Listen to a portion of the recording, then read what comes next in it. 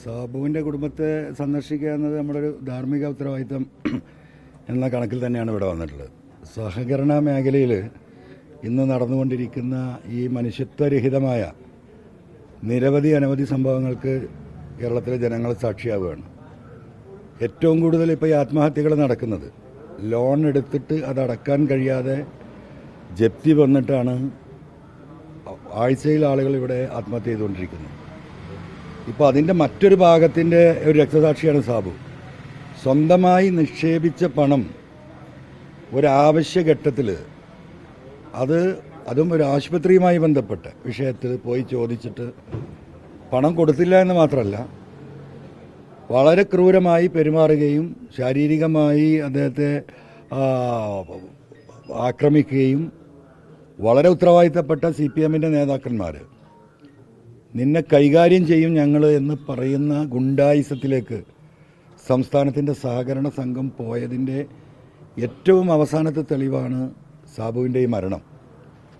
ഇത് കേരളത്തിലെ ജനങ്ങൾ അങ്ങനെ വെറുതെ അങ്ങ് എഴുതി തള്ളേണ്ട ഒരു വിഷയമല്ല. മനുഷ്യർ വളരെ കഷ്ടപ്പെട്ടുണ്ടാക്കുന്ന പൈസ ഏറ്റവും സേഫർ പോയിൻ്റ് എന്ന നിലക്കാണ് നമ്മൾ ബാങ്കിൽ കൊണ്ടുപോയി നിക്ഷേപിക്കുന്നത്. അതിൽ നിന്ന് ചെറിയ ഇൻട്രസ്റ്റ് കിട്ടിക്കൊണ്ട് അതുകൊണ്ട് മാത്രം ജീവിക്കുന്ന ആളുകളുണ്ട്. കച്ചവടം ചെയ്യാൻ ശേഷിയില്ലാത്തവർ, ആരോഗ്യപരമായ പ്രശ്നങ്ങളുള്ളവർ, ഈ തരത്തിൽ വരുന്നവരൊക്കെ ഒരു നിലക്ക് പണം ബാങ്കിൽ നിക്ഷേപിക്കും. മറ്റൊരു രീതിയിൽ നമുക്കാർക്കും ഈ പണം വീട്ടിൽ കെട്ടിവെക്കാൻ സാധിക്കില്ല. വിദേശത്ത് പോയി സമ്പാദിച്ച് കൊണ്ടുവന്ന പണം ഒരു 2% ഇൻട്രസ്റ്റ് അധികം കിട്ടും എന്ന കണക്കിലാണ് ഈ സഹകരണ സംഘങ്ങളിൽ ആളുകൾ പണം നിക്ഷേപിക്കുന്നത്. ആ പണമാണ് കേരളത്തിൽ അങ്ങോളം ഇങ്ങോളം ഇപ്പോൾ കൊള്ളയടിക്കപ്പെടുന്നത്. കരുവന്നൂർ ബാങ്ക് അടക്കമുള്ള സംഭവങ്ങൾ, ഒരു കരുവന്നൂരല്ല, അനവധിയായ കരുവന്നൂർ ബാങ്കുകൾ കേരളത്തിൻ്റെ പല ഭാഗങ്ങളിലുമുണ്ട്. മലപ്പുറത്ത് ഞങ്ങൾ വലിയ പ്രക്ഷോഭം 2 ദിവസം കഴിഞ്ഞാൽ തുടങ്ങാൻ പോവുകയാണ്. കരുവന്നൂരിനേക്കാളും വലിയ തട്ടിപ്പ് മലപ്പുറത്ത് നടന്നിട്ടുള്ള ഏറ്റവും അതിൻ്റെ അവസാനത്തെ തെളിവുകളടക്കം ഡോക്യുമെൻ്റ് നമുക്ക് കിട്ടിക്കൊണ്ടിരിക്കുകയാണ്. അപ്പോൾ ഇതിൽ നിന്ന് ആകെ തുക നമ്മൾ മനസ്സിലാക്കേണ്ടത്, കേരളത്തിലെ സഹകരണ സംഘം എന്താണ്? സഹകരണ സംഘം 1950കളിൽ ഈ സഹകരണ സംഘങ്ങൾ രൂപീകരിക്കുമ്പോൾ ഇത് മനുഷ്യരെ സഹായിക്കാൻ വേണ്ടി ഉണ്ടാക്കിയൊരു സംവിധാനമാണ്. ഇതിൻ്റെ പേര് പരസ്പര സഹായ സഹകരണ സംഘം എന്നാണ്. നമ്മളിപ്പോൾ കോപ്പറേറ്റീവ് സൊസൈറ്റി എന്നൊക്കെ പറഞ്ഞ് വലിയ പേര് പറയുന്നു.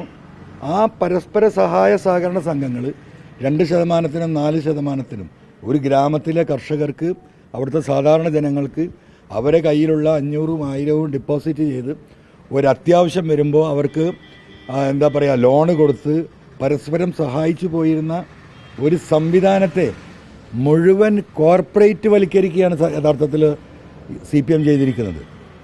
ഇവിടുത്തെ ദേശീയ ബാങ്കുകൾ, അന്തർദേശീയ ബാങ്കുകളുടെ നിലവാരത്തിനപ്പുറമാണ് ഇവരുടെ ഇൻഫ്രാസ്ട്രക്ചർ. 6%, 7% പലിശ ഉണ്ടായിരുന്നത് 14%-വും 12%-വും പിഴപ്പലിശ അടക്കം 18%-വും ആക്കി മനുഷ്യർക്ക് തിരിച്ചടക്കാൻ കഴിയാതെ സ്വന്തം വീടുകൾ, ലക്ഷക്കണക്കിന് വീടുകൾ കേരളത്തിൽ നിന്ന് ജപ്തി ചെയ്യുകയാണ്.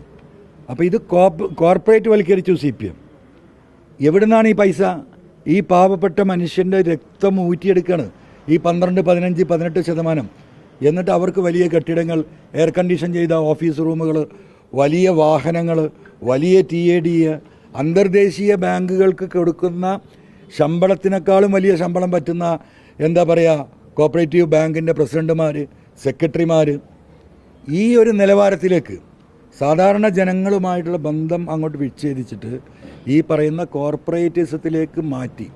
അപ്പം എന്തായി? പണമെടുത്ത് തിരിമറി. സഹകരണ സംഘങ്ങൾ വലിയ കച്ചവടക്കാരാണ്, നിങ്ങൾക്ക് തന്നെ അറിയാം. ഇവിടെ പാർക്കുകൾ ഉണ്ടാക്കുന്നു, കല്യാണ മണ്ഡപങ്ങൾ ഉണ്ടാക്കുന്നു, റിയൽ എസ്റ്റേറ്റിൽ ഇൻവെസ്റ്റ് ചെയ്യുന്നു. ഇതൊന്നും മുമ്പ് കേൾവിയില്ലാത്തതാണ്.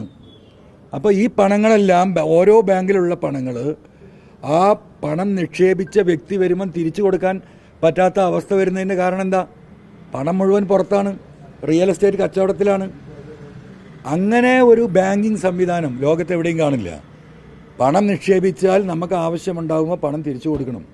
ഇനിയിപ്പോൾ ഫിക്സഡ് ഡിപ്പോസിറ്റാണ് എന്ന വാദം പാർട്ടി ഇവിടെ CPM ഉയർത്തുകയാണെങ്കിൽ, ഫിക്സഡ് ഡിപ്പോസിറ്റിൻ്റെ 50% ഇമ്മീഡിയറ്റ് ആയിട്ട് ലോൺ കൊടുക്കാനുള്ള ഫെസിലിറ്റിയിലുണ്ട്. ഇവർ ആകെ ചികിത്സയ്ക്ക് ചോദിച്ച് 2 ലക്ഷം രൂപയാണ്.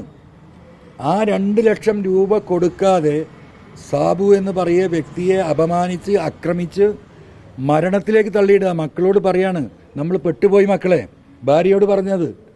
നമ്മൾ പെട്ടുപോയി. അതൊരു സ്ഥാപനമാണ്, നമ്മൾ പാവപ്പെട്ട മനുഷ്യരാണ്, നമുക്കത് തിരിച്ചു പിടിക്കാൻ സാധിക്കില്ല. കരുവന്നൂരിലൊക്കെ വന്ന വാർത്തകൾ ശരിയായിരുന്നു എന്ന് ഇപ്പോഴല്ലേ ബോധ്യപ്പെടുന്നത് എന്ന് പറഞ്ഞിട്ട് ജീവിതം അന്ധകാരത്തിലാണ് എന്ന് മനസ്സിലാക്കിയിട്ടാണ് പ്രിയപ്പെട്ട സാബു നമ്മളെ വിട്ടു പോയിട്ടുള്ളത്. ഇതിൻ്റെ അല്ല, ഭീഷണി അതോടൊപ്പമുണ്ട്.